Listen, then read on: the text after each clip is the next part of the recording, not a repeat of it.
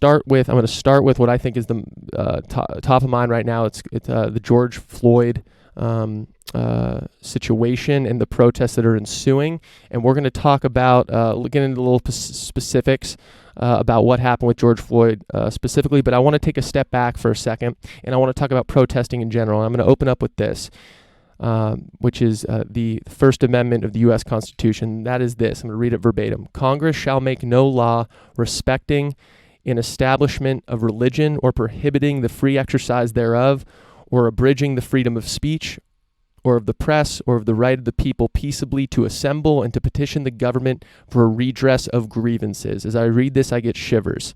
That is a very beautiful, well-written statement on a fundamental American value. And I think a fundamental value that it's not even just an American thing. I think humans yearn for protection from not even necessarily a government, but some arbiter of power preventing what they can talk about, who they can meet up with. And, we talk about, as I started the show, we're talking about, having the same discussions we were having 2,000 years ago. Look at the framers of the Constitution. Look at this First Amendment a few hundred years ago, right? This is still so amazingly prescient today. It on some level makes my fucking head spin. But let's start with and the First Amendment. I absolutely love. I love protesting in general. Peaceful protest, of course. I've done it. I've done it several times. I love the way it makes me feel. I love when I see a police officer that is on the sideline watching these protests, trying to keep people safe. I love that I can be in a country where I'm even allowed to protest in a peaceful manner. It's a beautiful right. Every time I do it, it's unbelievable because it gives you. I encourage people to protest. If you feel strongly about something, go get a sign, or even just hold space. Stand with people, even if you don't have something personally, you don't really feel like you have a dog in the fight, but you feel that the people that are protesting do, and they feel strongly. You want to hold space for them. Go stand. Even just standing there. You don't have to scream. You don't have to shout. Which that's always fun. That's again a fundamental right to be able to say, assemble with people and say what you want. I encourage you to do that. But what happened with the lockdowns early on is you had protesters. Now I'm not going to defend protesters who are protesting hospitals and preventing them from being able to do conduct themselves and do what they have to do to save lives and give health care to people. I'm not going to talk about specific protesters, whether I even support the protest in general or whether I think they can go about it the wrong way. Here's what I will say fundamentally, and I wish I was more outspoken about this, but I've had this belief, and I've riffed on it on Twitter a bit, I believe, or at least I've liked things. I don't exactly know, but I'll say this: when the protests broke out, when people were protesting the lockdown, there were protests. I'm in Durham, North Carolina now. There were protests locally here. I did not partake in them, but there were protests all over the country. Most notable, the ones I believe in Michigan, where armed men were in the Capitol building. Now let me say this. Protesting in general, I do not believe that the government should ever under any circumstance, I don't care if we're talking about a pandemic, I don't care if we're talking about being able to spread COVID-19, whatever it is, it's just too sacred to not allow people to protest. Now, if I was out here protesting the lockdowns, I personally do not feel they are worth protesting. I think we have a pandemic on our hands, especially early on. We didn't know what the hell was going on. We had to err on the side of caution. So I would not personally feel strongly, but I felt very strongly about allowing people to peaceably assemble if they truly believed that the government was infringing on their rights. I feel very, very strongly that they have a right to peaceably assemble. And yes, do I think they should be standing 6 feet apart and helping not spread the virus? Absolutely. But when we're talking about the First Amendment and allowing people to peaceably assemble and not be shot down by their government, and not be that is fundamental. I am always in support of that. So it's interesting now that we have a situation which I personally believe is more worth protesting, assembling around, which is George Floyd, the protests that are currently going on around the country. And it just really puts it in perspective, because yes, you might not have agreed. There are many people, and many people, and I saw on some of cable news, people were saying, "Look at these people protesting the lockdown; they're idiots." Now, whether you think they're idiots or not, that's not the point. The point is they're allowed; they should be allowed to protest, and I will always support that. But then you have a situation. This is why it matters to have values. This is why it matters to have principles. This is why it matters to not get caught up in the specifics all the time and look at just a fundamental right to peaceably assemble. You have a situation where, and we're going to talk more about the details, but George Floyd, I believe he was 46, a black man, was killed by a police officer. The police officer was on his neck for 9 minutes, with his knee pressed against his neck for 9 minutes, because they had a call about a shop gave a call about a counterfeit $20 bill that George Floyd supposedly used, and that's how this whole situation started. You have a situation like that, where now imagine if, and I commend the people that are protesting, that are peacefully protesting. I commend them, and I think they should continue to do so. And we're going to talk more about the violent protests a little bit. Right before we went on, and I was actually a couple minutes late because I was finishing watching this, Killer Mike gave an amazing, and I encourage you to Google it. I will link to it in the show notes. He gave an amazing rundown of a message to his to his people. I believe it was in Atlanta. Yeah, to the people of Atlanta, to the people, he was urging them not to, as he said, burn your house to the ground. So we'll talk more about that. But I just want you to realize the point that as soon as the government, if the government made the point, you cannot peaceably assemble because you are protesting a lockdown order, and if you're close to each other, you're going to spread the virus, boom. What if they then use that, and they haven't, but what if they did then use that as an excuse on why people could not protest George Floyd? What if they tear gas thousands of peaceful protests, and they are using tear gas, and there's different protests all over the country, but what if they then use that as a means to say, no, you cannot peacefully protest because you're going to spread the virus? No, that is why it is such a sacred thing. You cannot give it up. You cannot give it up for a fucking inch. And I'm glad. Generally, people were allowed to protest the lockdowns, and I think they absolutely should be able to. Just like I think people absolutely, and I personally feel more strongly that the George Floyd protests are more valid. But again, I want to really urge you to think about this. Isn't about what I think or what you think is valid and what should be allowed, what protests should be allowed to happen, what protests should not be allowed to happen. The whole point of the First Amendment, the whole point of people being able to assemble is that it doesn't matter what you think of them. It doesn't matter what they're saying.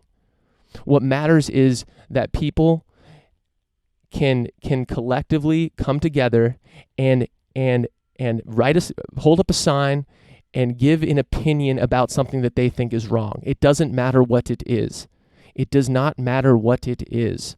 So I want to shift your thinking from that and just be a proponent of the First Amendment, how beautifully sacred it is, and honor it that way by honoring protest in general.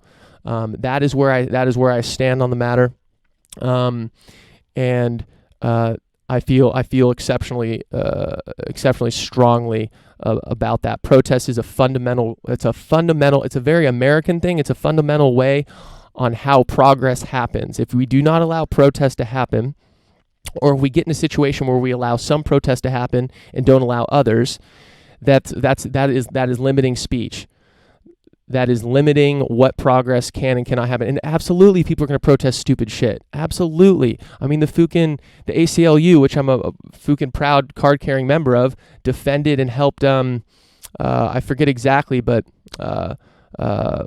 basically white supremacists to allow them to protest in certain areas. It was I forget exactly the case, but it was in a city, and they were able to get permits because the ACLU helped them. And many people, the American Civil Liberties Union, many people came criticized the ACLU for that. And my point is, the whole point of the First Amendment is that it's not about whether you agree with them or not. It's about that anyone, no matter what, should be allowed to peaceably assemble.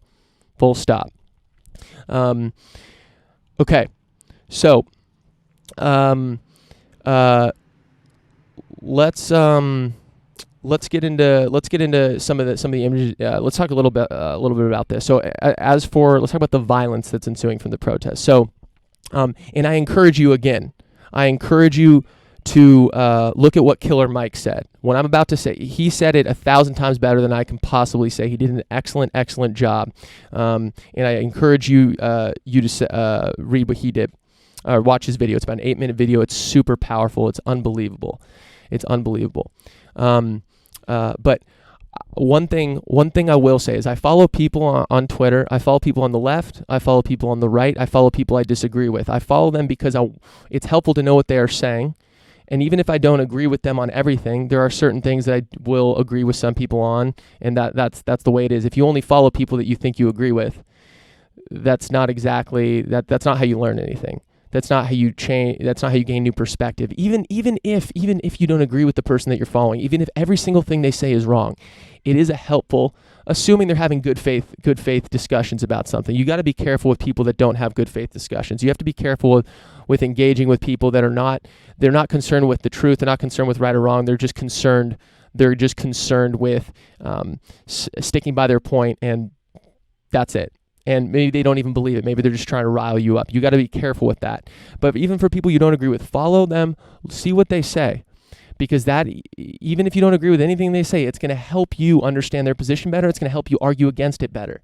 It's going to give you more ammo. It's going to give you a better, well-rounded view of the other side. You know, you hear about making straw man arguments. Well, make an Iron Man argument, right? When you're arguing against someone or you're giving someone else's point, don't just say, oh, well, they think this, and then give a poor representation of their point. Give the correct representation of their point, and then dismantle it. That makes you a good truth seeker. That makes you a good arguer. That makes you a good learner. So I will say I follow people on the right, and a lot of the images I'm seeing, about the protests. If all I did was look at these people on the right, if all I did, and I don't, but if all I did, I would think that the only thing happening right now is looting, violence, fires, and destruction, which is not the case. Which of course is not the case. Most people are not looting.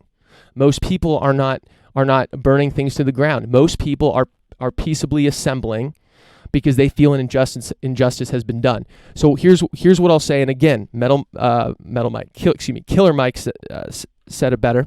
And I'm going to quote him. He said, "If you sit in your homes tonight," he's talking to the people of Atlanta, "if you sit in your homes tonight, instead of burning your homes to the ground, you will have time to properly plot, plan, strategize, mobilize, organize in an effective way." He's speaking out specifically against the violent protests, because again, whether you think if the goal of the protest, and let me be clear, a lot of these people, these people that are looting, these people that are causing destruction, you can see videos of it. They don't care about George Floyd. They don't care about the movement. These people do not represent the movement. So what I will here's my point. Here's my plea to people that feel that violence is the answer, or that it moves the needle for the movement. You look at what these people on the right are saying. And not all these people on the right. Just some. I don't want to generalize here, but they use these images of the violence and destruction to further their point. They use these images of you walking out with a fucking TV or whatever you just stole from Target or whatever it may be. They use these images as ammunition, and they use them as ammunition against the movement, against the people that are peaceably protesting, against people that actually want structural change, that actually want to want to go to the voting booth. And that's another thing Killer Mike said. He said, go to the voting booth and beat up the politicians that way.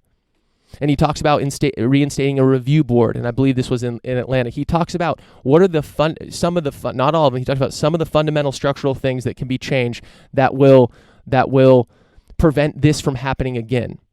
Yes, he says we can get angry about this one instance, and we absolutely should, but it will be for naught if we don't use it as energy to make actual structural change. And again, the violence gives people ammunition. It gives people a reason not to believe that something needs to be done. So I urge people to not violently protest. I urge people to peaceably assemble. Get mad, scream. That's your right. That's your American right. That's your human right to be able to scream and say what you want. Please do that. But do not avoid violence as much as avoid violence. Simple as that. Avoid destruction. As Killer Mike said, don't burn your house to the ground. Now I'm gonna leave a link to that in the description. But if you just Google Killer Mike statements, he made it in the Atlanta police chief was behind him. It's an amazing, very moving speech he gives, and I'm glad I watched it right before going on here. And another thing, just to put this in a little bit of, put this in perspective. The MLK Juniors of the world, the Gandhis of the world, the people that are most associated with protest movements that did cause real change, they were all about peaceably assembling. Now, I forgot where I saw this. I think I was watching a documentary or something where there was a pivotal movement in the civil rights movement. There was a pivotal time when the images of black men and women of getting fire hose and other and dogs being sent on them, all these images that were broadcasted to all of America was a peaceably assembling, and then the police officers using violence against these people who are peaceably assembling to protest what they saw was absolutely an injustice, and it was an injustice, and they absolutely should have been able to protest. And those images were, guess what? They were used to help the civil rights movement. Those images of violence against the protesters were used as ammunition. So in the same way that the ammunition is used against the movement when they focus on looting, and in fact, I do think Killer Mike calls out CNN for this. He says you're spreading fear. If you look at the cable news, they're focused on the looting. Even news agencies that pride themselves in being for the Black Lives Matter movement, being for justice being done. Why are you focused on only the violence? Why are you focused on the destruction? Show me a group of people. If you go to a protest, a lot of the times what happens is there'll be people congregating. Like you'll be walking around, and then there'll usually be congregation points, and there will be a group of speakers in the middle, and they'll have a megaphone, or they'll have a speaker system, and then different people will speak and share their opinions on things. In many protests I've been a part of, this is what happened. And people that personally feel strongly, or people that have personally been affected, will get on the mic and they will speak. Why are we not showing these images, which are the vast majority of people? You need to be showing. Listen, they're not as new, clickbaity. They're not as interesting to watch. It's more interesting when someone goes a sledgehammer and knocks out a window.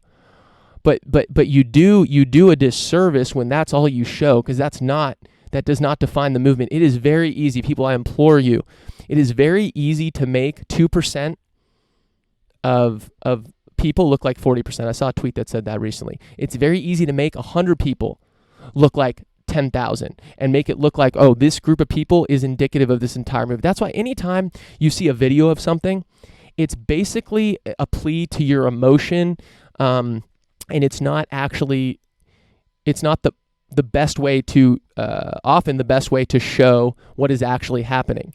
Let's one instance of one person doing something, or one group, or one part of the city where violence is happening is not indicative of the entire situation. So I encourage you, anytime you see videos like that, think about that. because it's honestly, it's a disservice to think of to only show very specific parts about in this movement. There are dozens of protests happening all over the country. Most people are not breaking windows, and the people that are, they should not be. They're doing a disservice, and I implore them not to, because they are hurting the movement, if they even care, which most of them do not. Yes, some of them are doing it out of rage, and Killer Mike said this. He says, I know these young people, they're doing it out of rage. They're doing it because they don't know what else to do. And that anger that they have is valid. But Killer Mike says they need to channel that. They need to beat up these politicians in the voting booth. That's what they need to do. They need to talk about things like review boards. That's the lever we need to pull here. So this, again, that pretty much covers the laser grid of issues that I was kind of walking through today. I think I hope I did that. Hope I did that justice. I think it's a very difficult thing to discuss, and I think it's very easy to say. It's very easy to say, oh, all the protesters are doing, a great job. Boom, burn it to the ground. Like, yes, I commend them. And it's also very easy on the other side. There's no gradient in this world, right? It's very easy on the other side to say, look at what they're doing. They're destroying their own city. Do they really care about the city? Do they care about George Floyd? And I would actually agree. A lot of them that are doing that probably don't. They're probably just trying to steal something. Or they're probably just trying to destroy things because it makes them feel powerful or something like that. And some of them absolutely care about George Floyd, and they are angry. But it's careful. These issues are difficult. It's not black and white here, okay? These issues are very, very, it's not binary, it's not 0-1. They are very difficult. They're difficult to parse through because they're so emotional, not because they're too complex, right? It's not a complex statement to understand that not every protester is destroying things. That's not a complex thing to understand. We can all understand that. What is very difficult is because people's emotions get involved, and it's difficult to talk about these things because they're so emotionally charged, as it makes sense, as they should be. Okay, let's talk a little bit more